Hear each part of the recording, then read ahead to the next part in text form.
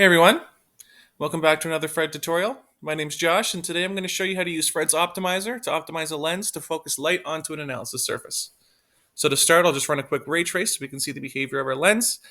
And here we can see that the lens is actually causing the light to diverge. So what we're going to do is we're going to go up to the Optimize tab and select Define/Edit. And here you can see that I've already defined my elements, but I'll give you a quick rundown of what's going on.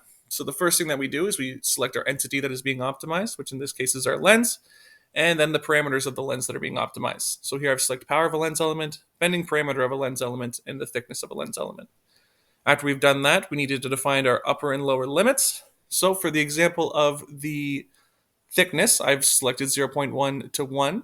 So that means that the thickness cannot go below 0.1 millimeters and cannot exceed 1 millimeter. After we've done that, we're going to go to the merit function aberrations. Here I've defined it to be the RMS spot size radius. After that, I select my analysis surface that the calculations are going to be performed on, which is analysis surface 1. And then I set my target, which is set to 0 because we want our spot size to be as small as possible. After doing that, we'll move over to the Method tab.